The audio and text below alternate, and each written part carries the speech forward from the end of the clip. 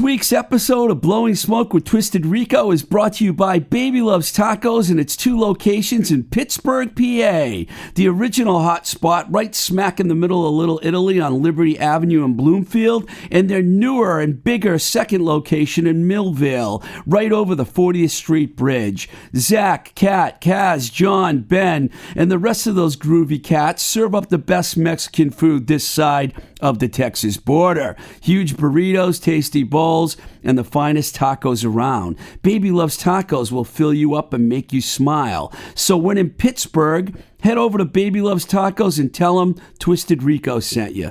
Baby Loves Tacos, where everyone eats. Before we bring our very special guest, Tom Lyle, on the show, let's listen to a song from Tom's band Government Issue. This one is called Public Stage.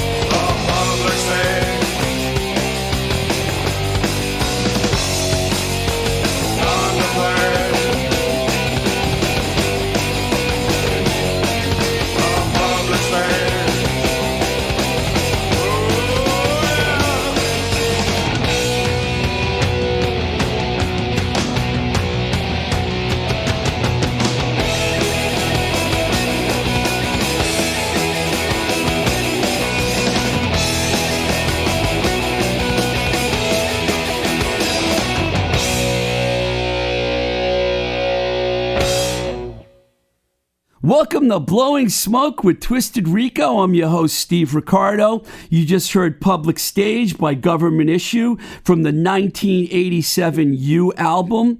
We're very excited to bring to the show Government Issue guitarist Tom Lyle. Welcome, Tom. Hi, Steve. It's great to talk to you, man. How you been, man? I was going to ask you, you're still living in the D.C. area, right? Nope, I do not live in D.C. anymore. We moved up to the New York City suburbs about 15 years ago. My wife got a job up here. She's been living with me. She's a native New York City, native Manhattanite, and she moved down to D.C. to live with me. Eventually, got married, and Congratulations. she got a job up here. So now we're here.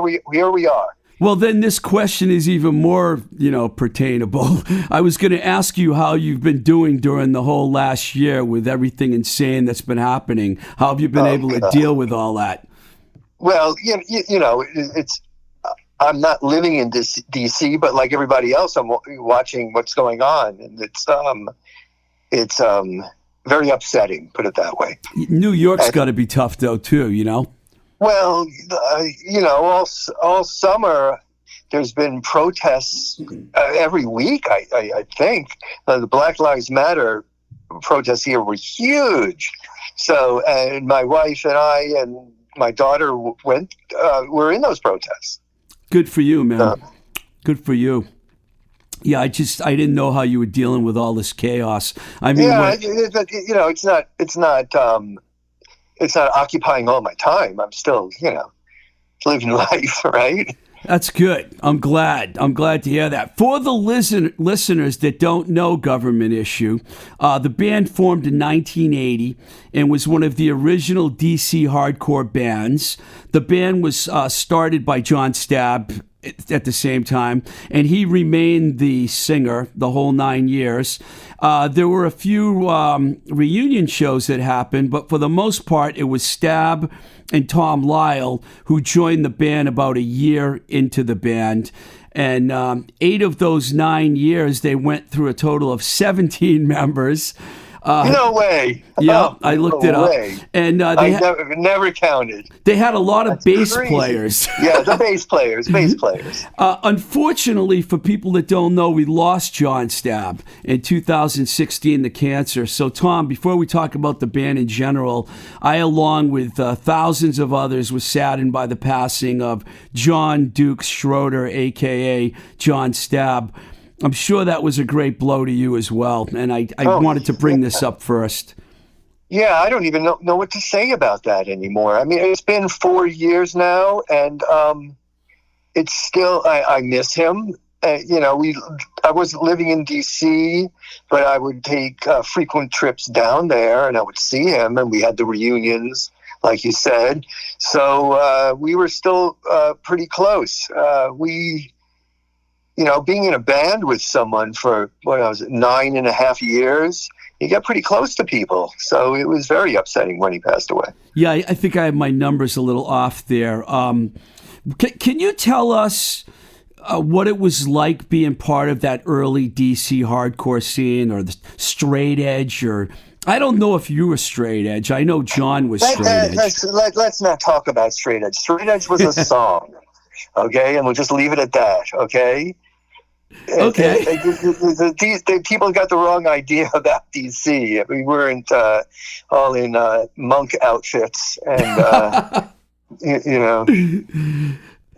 vows of silence for 30 days, things like that. It was a song. There was a singer of a certain band, though, that pretty much defined the straight edge scene in DC. And that's... there was no straight edge scene. I'm telling you, there was no straight edge scene. Really? Yes. I don't know where people got this idea. There was no straight edge scene. I'm going to take your word for it because you were there. I never.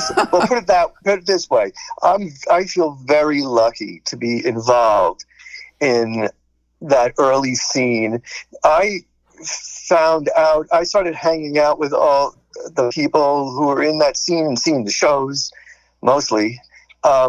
In the spring or summer of '81, and they called me the new guy for quite a while. So, from their perspective, I wasn't one of those original Georgetown punks, but I was hanging out in Georgetown in 1981 when I first met Stabb.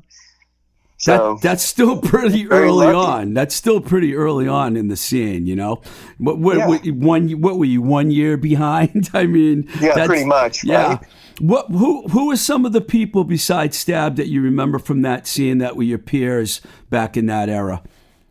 Well, there's I say three phases. There was the early days, 81 and into early 82, where we were playing shows and putting out records for our friends.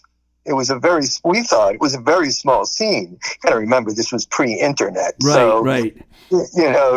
Finding out what was going on in other scenes took, you had to get on an airplane or take a long drive to see what was going on in other scenes. But we were just friends putting out music for each other and playing for each other. And the very early shows were, we would say who the headline played first, because the cops would usually shut down the shows. Wow. So did you see Bad Brains back then? Quite a few times, yes. So would Quite you? A few times. I mean, it's been said by a lot of people that they were the ones that pretty much got everyone to spread the word more, to go on the road. Would you say that they were the Big Bang? Yes, they were. And then Minor Threat kind of followed in their footsteps. In a way, Teen Idols, maybe even. It was just. It was. They were a. They paved the way musically, at least, for a lot of bands. And when they went to New York, they left for New York relatively early. It was late 81, early 82. And they would play at CB's, and they would bring DC bands up to support them. We played two shows with one show with the Bad Brains up there. We played CB's twice in early 82. And the first time we played up in CB's was supporting the Bad Brains. That must have been insane. Well, I got to that way. I got to see a lot of early New York hardcore, because, we would hang out with those guys. We went to the Rat Cage, bought records there. And so we got to see a lot of that stuff too. As a matter of fact, we slept on the floor in sleeping bags in the Bad Brains studio, 171A. That's a famous spot. Where they recorded their first Roar tape. Their first album, you could call it, I guess. Didn't John Joseph or one of the guys from that band end up living there, or they were living there at the time? I wouldn't be surprised. Let's take a step a little back further. How did you actually end up in Government Issue, and what was the lineup when you entered the band, originally as the bass player, correct? Yes. Well, Halloween 81. I was bored. It was during the day. It was like right after lunch. And I went down to Georgetown, where John Stabb worked in Olsen Records as the guy who takes your bag while you shop. Yeah. And he was all bummed out that they had a show that night with Black Market Baby and at the Chancery. And the bass player at that time was Brian Baker, because it was the original Legless Bull lineup, except the bass player, Brian Gay, left for college. Right. So Brian Bass, and then when Minor Threat broke up for that first time, Brian went into Government Issue as the bass player. But it was Halloween 81, and that was the night that Fear played on Saturday Night Live. Oh, I remember that. Wow. So a whole crew from D.C. went up to New York, including Brian Baker. And I said, "Why are you so bummed out, John?" And he said, "Because Brian went to New York and blew us off." And I said, "Well, I'll play bass. I know your stuff. I'll play bass." I never heard this story. So Baker skipped the gig to go see Fear in New York. Yep. Wow. And I stepped in and played bass that night. Wow. And then when did you transition the guitar? Because, everyone knows you as Brian left.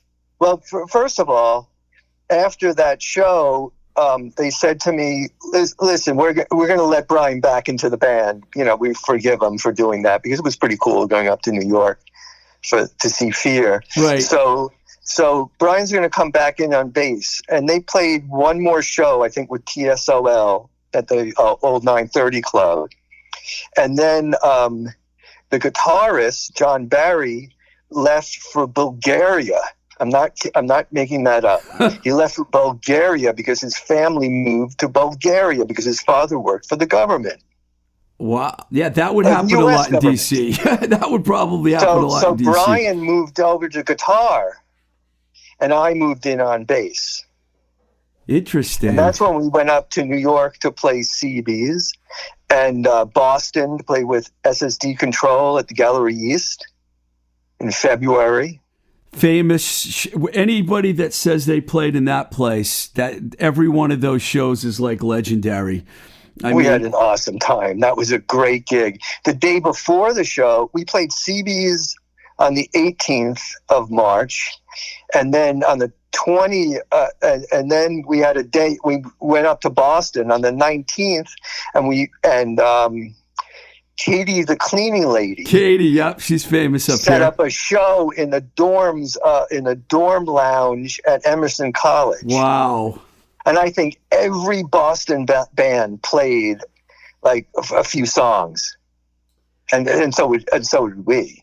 So you got to know all the Boston crew, like SSD and DYS and all those guys. Every single one of them. Wow. Which one of those bands, just out of curiosity, did you like the best out of, you had DYS, SSD, FUs, Jerry's Kids. I mean, those weren't all at the same time. I mean, DYS especially, that was later. But this time it was SSD, the Freeze came. The Freeze were awesome. They lived on the Cape, but they came for that Emerson show. It wasn't a show. It was more like a party. They're one of my favorite bands, actually, to come out. They were awesome. Yeah, they never seem to get the respect. Lineup, but Bill Close was still on guitar, I think. And but SSD played, Jerry's Kids played, all of them, the whole crew. Wow, that must have been fantastic for you guys, man, to be involved. And then the next in that. night we played with, and Double O came up with us. Cool. FL and Bert and Berto and that whole crew came up with us. It seems like Boston was a city that really appreciated government issue, because I know a lot of people up here that look at GI as like one of their favorite bands from the original hardcore scene. We always, every couple of, at least once every other year, we went up there for either Boston or Cambridge. Or both. Yeah, it's kind of the same, it's just a river that separates them. Is it? I don't know the geography of Boston. I'm in Somerville. We're in Somerville right now, which is right next to Cambridge. It's like literally across the street, and and then there's a river, the Charles River, and then Boston's on the other side. So right. It makes sense that you would play both sides. Following those early EPs and singles, the band. This is really fascinating. The band put out 7 studio albums in 7 years. Now, a lot of bands can't do that. How are you guys able to accomplish that, considering the lineup change? Well, the bass players, I should say. You know how? Because we weren't on Discord. That's how we did it. Wow. Because we switched. We went over. We recorded the Boycott Stab album. That's when Brian left the band in late March, early April of '82. I took over the guitar slot, and we got Mitch Parker on bass. So it was Stab, me, Mitch Parker, and our drummer Mark Alberstadt, yes, the original drummer. And when we I'm looking at that timeline right now. You said Mitch Parker. So we recorded the Make an Effort EP with Brian on guitar in February.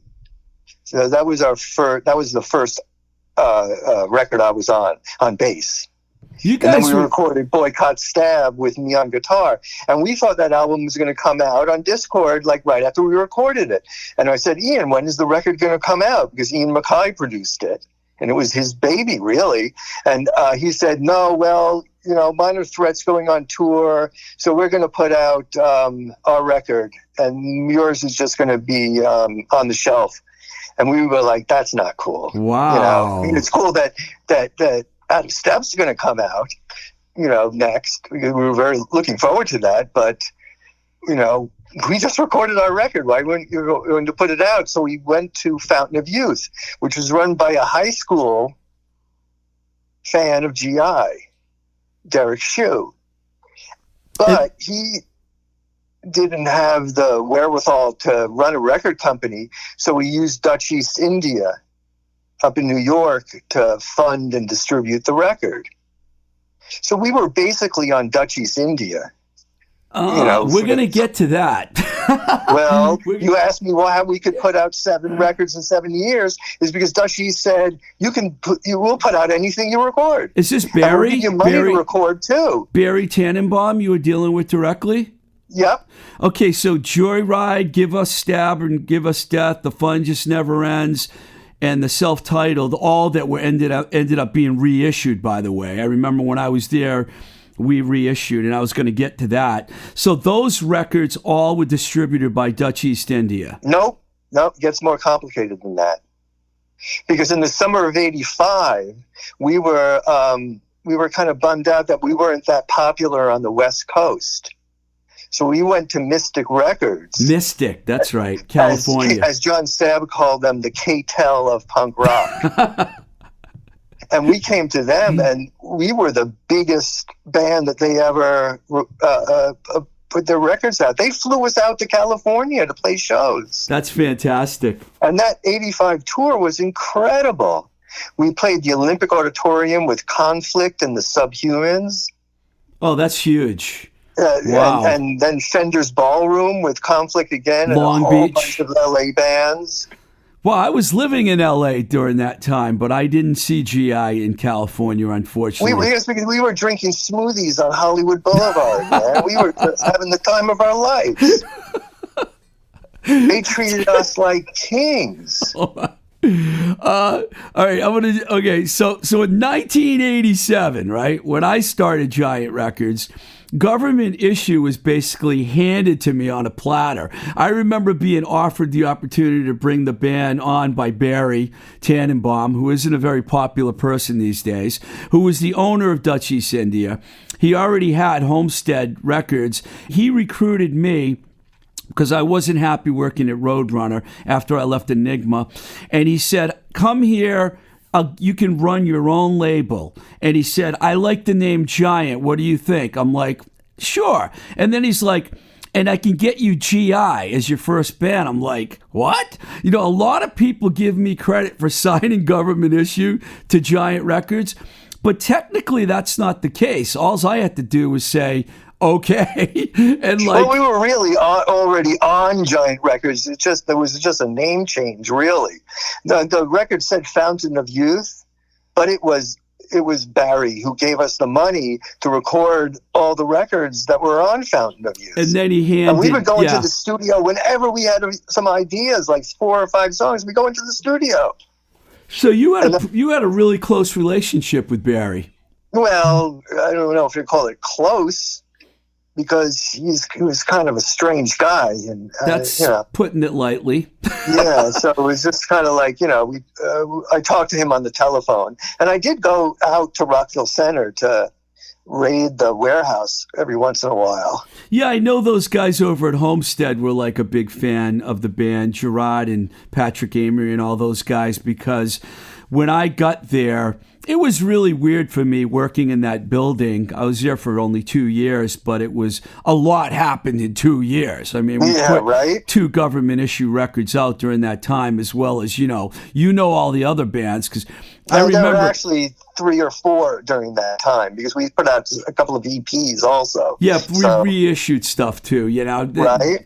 On colored vinyl. And we did a lot together. You and I talked on the phone a lot. A lot happened in a very short period of time, didn't it? Yeah, it certainly did. And, the You album is my, you guys have a great body of work, but that record is my personal favorite. It's probably because, it was the first record to come out on Giant. And, the Crash album is excellent too, but You had so many good songs, like Public Stage that we played earlier in the show. What are some of your other recollections? Do you remember the Giant Records show at CBGB with Verbal Assault, Dag Nasty, and Government Issue? Do you remember that show? Barely. That was good. We had like 600 Well, if you kids tell there. me the date, because we have a Bandcamp page, and we have all our live shows. I was very into taping the shows, and I had a professional cassette recorder, and I would bring it with me on tour, and I would record every show that we played. And as Fugazi offers their shows, so do we, although we kind of give them away. So you can pay for more for them on iTunes and other platforms, but on our Bandcamp page, it's pay what you want. So you telling me that CBGB Giant Record Showcase show might be on Bandcamp? Yeah, if you tell me the date, I'll tell you which one. I don't remember the date, man. I don't know the date. We're talking about 1987 here. You know, there's an '88 show on CDs on there. I know that. But the Ritz, so much then. We were in Europe for a lot of those years too. Was Live at the Ritz from your tape recorder? Yep. That's phenomenal. As people will find out at the end of the show, because I'm going to do something I don't normally do. I'm going to end my show today with a song from Live at the Ritz. It's actually the second volume 2 of the complete history of now called Webster Hall. Right. By the way. Right, exactly. But I was at that show. And yes, you very much so. Yeah. And I'm going to ask you about that later. But so I basically, as far as the history goes on how you ended up on Giant, it's pretty much you remember it happening the same way. Barry had you, handed you over. Did you ever wonder why that band just didn't end up on Homestead? No. It's too busy. Our main goal was to play and record, and we didn't care pretty much who let us do it or where we were doing it. So when we transferred over to from Fountain of Youth, which was Dutch East, the Giant, we were just told. We were pretty much just told what was going on. We didn't ask or anything like that. Right. Yeah, you and we hit it off really well. I remember having, we spoke about every detail of everything. And it was like of all the bands that I worked with, and there were a lot of them, we had a great relationship, Tom. And, I have very good memory of everything that happened with Government Issue. I never really had any problems. No complaints from the band. Unlike that's what we were about. We were just about playing, and spreading the word.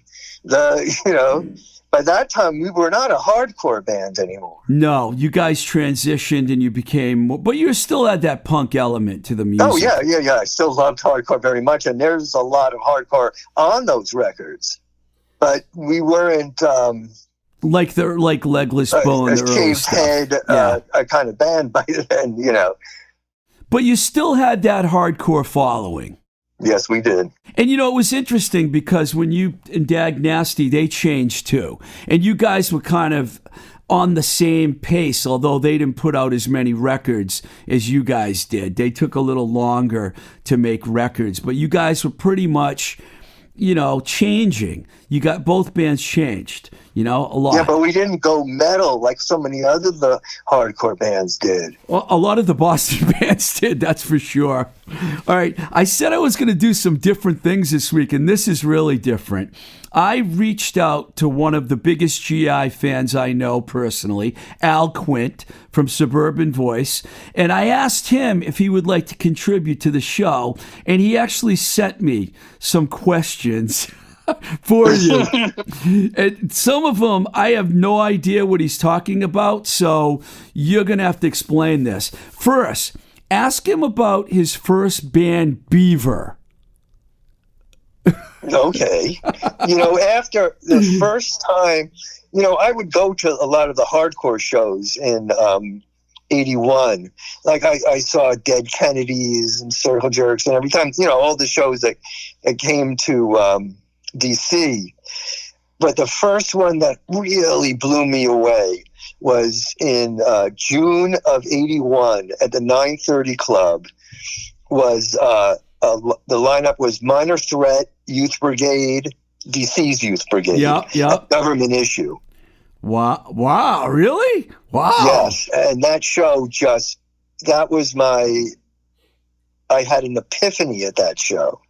I feel like those were three of the bands that were covered a lot in the Salad Days documentary. You know, they talked about the DC Youth Brigade a lot in Minor Threat and Government Issue because Stabb was on there. But so you go to the show. Go ahead. I'm sorry. And it changed my religion. Really? And we're talking about Al's question. Right. And I said, well, I'm going to record a hardcore album. So I recorded in my home studio a hardcore demo, with me playing all the instruments. Wow. And I called it Beaver. And I put out and then after that, I recruited a couple of guys, a bass player and a drummer who are no longer in the scene, and went into the studio, the same studio we ended up recording the Make an Effort EP, by the way, and recorded the Beaver single. But now on Dr. Strange Records, there's a 12-inch of the demo I recorded at home and the studio version that was the 7-inch EP. So was that reissued recently? Very recently, last year, yeah. Wow, I got to check that out. I didn't even know about it. He also wanted me to mention the solo album you did under the name Lyle in the late 80s, early 90s, which I also was not familiar with. I thought Al knows everything. I did 2 solo albums after GI broke up. I built a recording studio, sold all my Marshalls, and bought a recording studio. The same 8-track that was in Catch a Buzz Studios, where we recorded Make an Effort, was now in my second bedroom. I remember your Marshall stack, by the way. You were like a little metally. You said you didn't get metal, but I liked loud guitar. You were loud. At one point, I had 4 heads and 4 cabinets. In other words, 2 Marshall stacks, but with 2 heads on each stack. I mean, you guys had great rhythm sections, and the one that I saw the most was Jay Robbins and Peter Moffat, and they were a great rhythm section, but GI to me was a guitar-driven band, I mean, that loud in-your-face guitar, and then Stabb's total wackiness and insanity. It was just like, that's what I remember about GI. This is funny because he says this is an obvious question. He goes, one obvious question is, why did they keep redoing the song Sheer Terror? And ask him which one is his favorite version. Oh, man. Why? There is no reason why. It just was, man. Do you have a favorite version? No, we did a lot of songs. We did Bored to Death. We did that song that was originally on the Legless Bull EP. We did that. We covered the Faith song, and we did that at every show. But why Sheer Terror? And my favorite one is the one that's a bonus track on GI5. Oh, yeah, I remember that. That was on colored vinyl, too. That was recorded at CBGB during the day with no audience there. CBGB had a 2-inch 16-track machine there. I think I remember that. Tommy... A lot of the, on the 5th self-titled album, a lot of those basic tracks were recorded, and on The Fun Just Never Ends.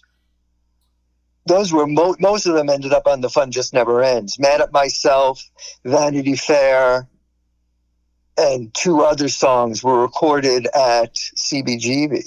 I remember. And we also recorded Sheer Terror there. I remember going and that Sheer Terror was ended up as a bonus track on the self-track self-titled album, that's my favorite one. Sorry, man, I'm an interrupter. I apologize. I remember going to CB's every Sunday afternoon. Tommy from Prong was the sound guy. You must have met Tommy. Yes, very much. Yeah, very much so. Yeah, and I remember he had a lot of equipment, man. He was a really good sound man too. That room, I mean, the best rooms I remember were that room and the Rat. I mean, in Boston, I don't know if you ever played at the Rat, but the sound quality of those two rooms. We played there once. We played there with the U lineup. We played there. We played the Rat in '87. Wow. I wish I would have been at that show. You were living in New York then, though. Yes, I was. Yeah, so that's when we played the Rat. This is a good question. These are the words of Al Quint. You could always ask how they felt that they fit in with the rest of the early DC hardcore scene. John seemed to have a style that was kind of contrary to the other bands. But the interesting thing is he was straight edge. Sorry, those are his words, not mine. By style, I mean the way he dressed. It's true. He did have a really unique dress.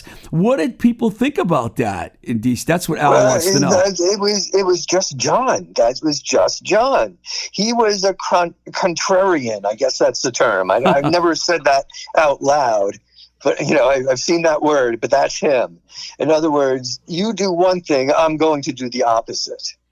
There's a lot of live videos of GI on YouTube. Last night I was watching all kinds of great footage of you guys from all over the place. I mean, John was dressed in a simple black T-shirt with jeans, right? No, he was not. He was probably wearing those 60s vertically striped pants. Yeah, or wearing nothing at all. Green vest. Yeah, he didn't have a shirt on. Shirt. Yeah, his shirt ended up coming off. It was hot. He did a lot of crazy moves and stuff on stage, so I can understand why Al would ask that question.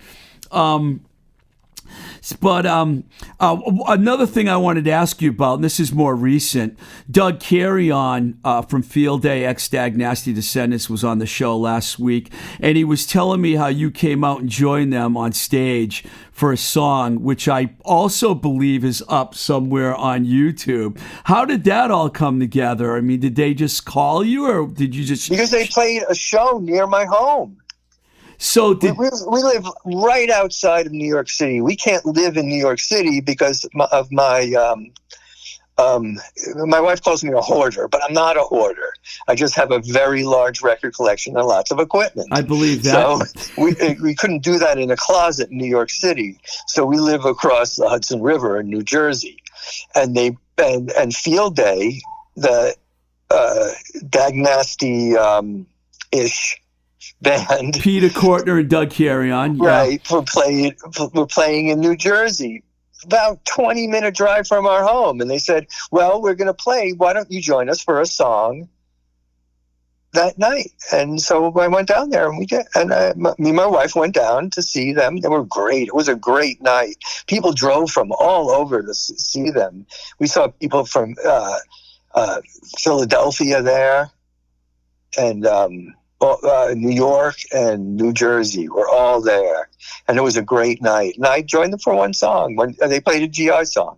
Yeah, Teenage in the Box. Yeah, of course, the hit song, one of the big early hit songs. I didn't get to see Field Day because when I was in Pittsburgh, the show got canceled. And pandemic hit. And then here the show got canceled. So, I mean, but Doug assures me that once things clear up, they're going to be back on the road. Those guys speak very highly of you, by the way. And I speak very highly of them, too. I think Wig Out at Denko's is probably...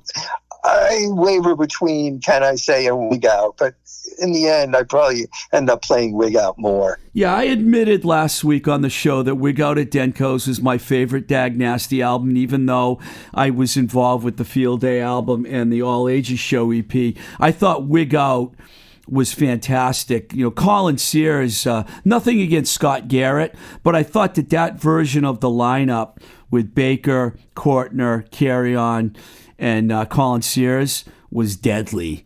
I agree. I really, and Ian Ian produced that one. And wow, so that was like, wow, it seems like we covered a lot of ground pretty quickly. I had a feeling that was going to happen.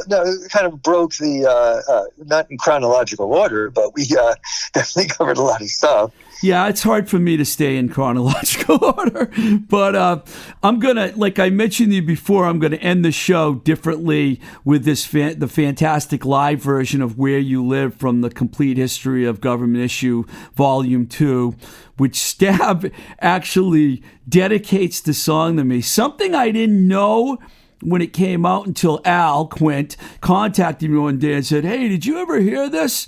I got to tell you, I was pretty flattered and honored by that. When you guys are putting that record out, you easily could have edited that part out, but you didn't. Why didn't you? You guys know it was me. I'm the one who engineered. Of course it was you. Jerry Williams, a great New York City engineer. He's the one who put out engineered the Antidote record.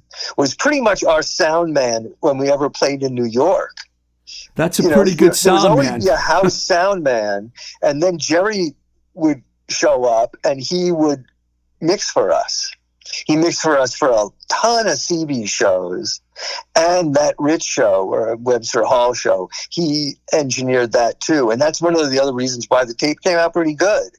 Yeah, it really the live at the Ritz stuff is phenomenal. For anyone out there that hasn't heard it, I would get the Volume 1 and Volume 2 of, I call it greatest hits. I said that to you on the phone, but because they're all hits in my mind, Well, that's all. I didn't want to, it's hardcore. And especially the first, I guess, 5 records or 7 or whatever, because of the EPs and stuff. They're so short. I mean, we call it an album, but it was not 45 minutes long. The complete sessions of Boycott Stabb. Boycott, the complete sessions. There isn't even a song that's 2 minutes long on there, is there? No, I don't think so.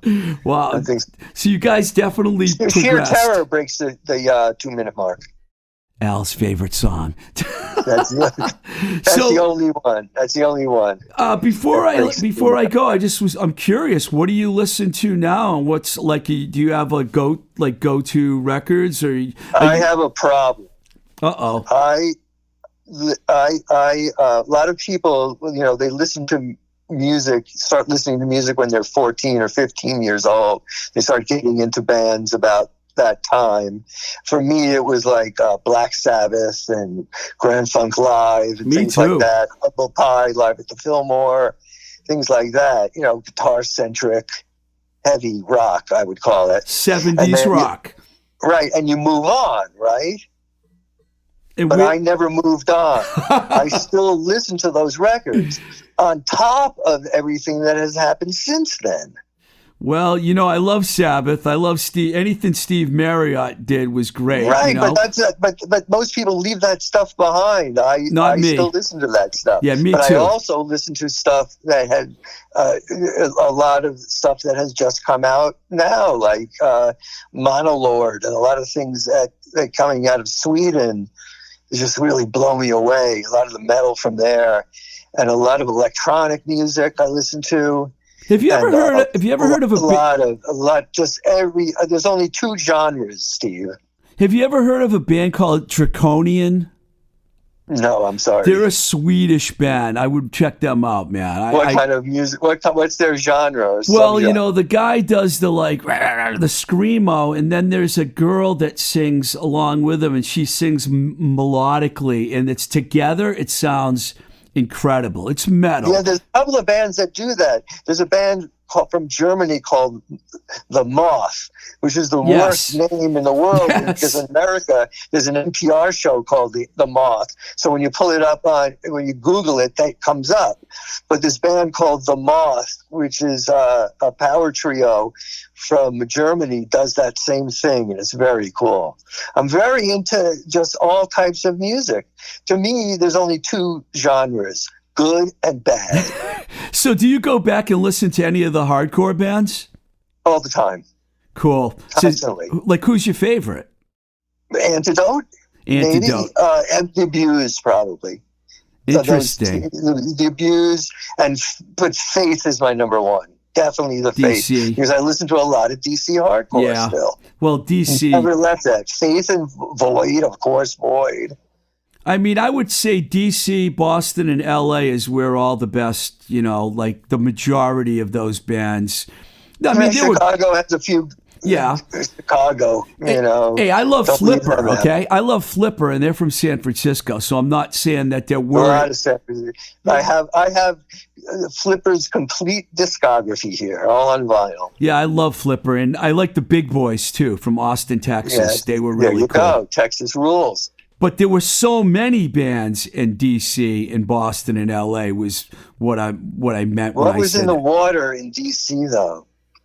I mean, D.C. is the smallest town out of all those that you named. It was so relevant. I mean, it was such a... when you watch Salad Days, you're like, wow. Talk about relevance. Then, every 6 months, a new demo would come out, someone's demo, and it would just blow me away every time.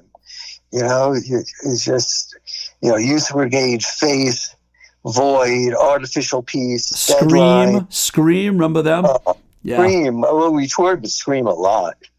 That was our first California show. We drove out to California to play in San Francisco mostly. Took us 2.5 days in what we call the Discord van, because Discord lent us, Minor Threats van, pretty much. And we drove 2.5 days out to San Francisco and played the On Broadway and a few other shows. Was Dave in the band when you did that? No. This was the summer of 1982. Oh, he was. Dave was still in elementary school. I think. So he was in Scream later. We're talking about Dave from the Foo Fighters and Nirvana. Yeah, Dave in 86, 87 was when Dave was in. He was still a child when we went to California. He's a youngster compared to us old timers, Tom. Yes. Right. Well, hey, man, I want to thank you very much for coming on the show. It's been like an honor and a pleasure. I enjoyed working with you back in the 80s, and it's great to be back in touch with you. Your Instagram page, give the link because it's fantastic. Now, Tom Lyle 807. Tom Lyle 807 is my Instagram page, and I post vinyl records every day. Every day I do it, and I wake up, I write my Instagram page, and then I start my day. Yeah, but I listen to the record that I chose. I believe it. I believe it. I know you're a vinyl junkie. I know that about you, and because of that Instagram page, man, is just fantastic. So I recommend anyone out there check it out.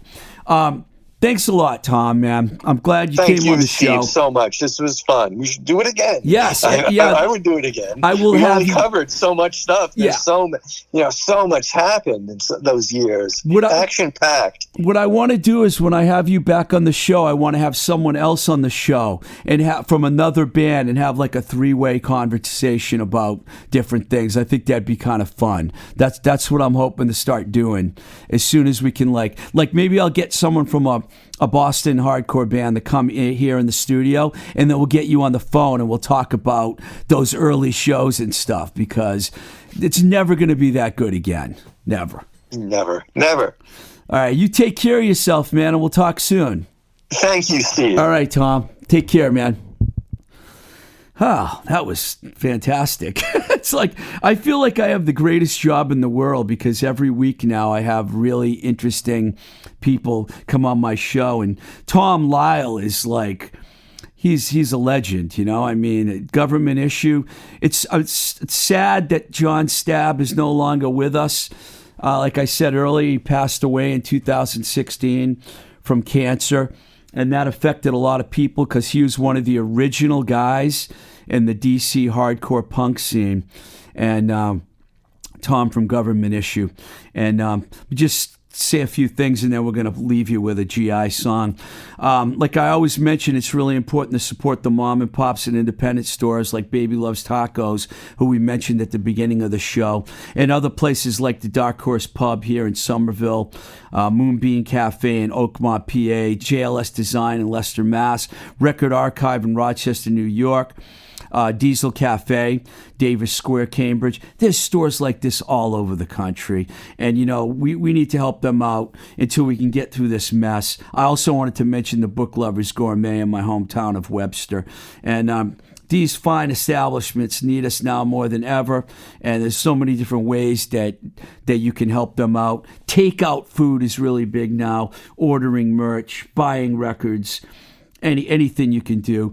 And I also want to thank our engineer here, Nick Z. We're at New Alliance East in Somerville, Mass. And record here every week.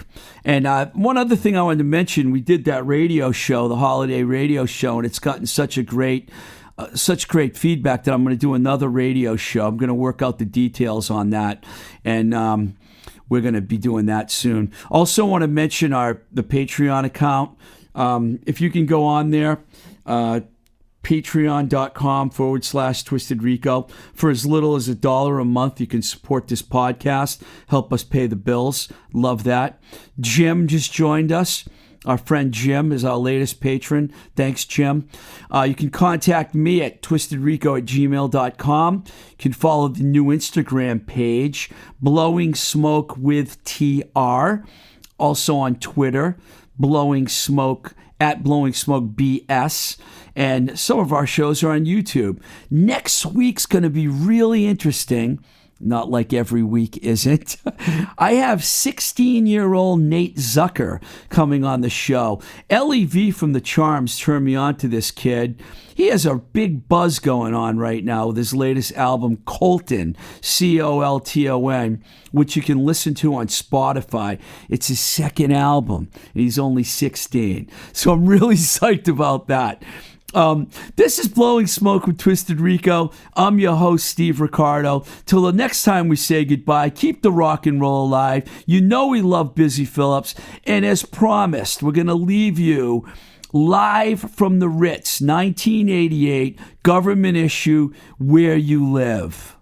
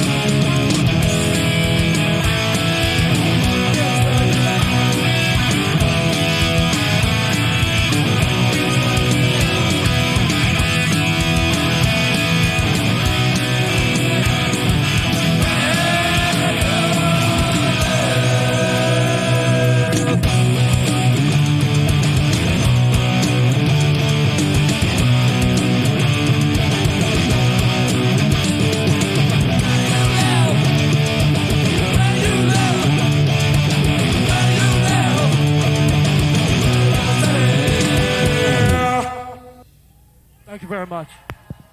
Thanks a lot.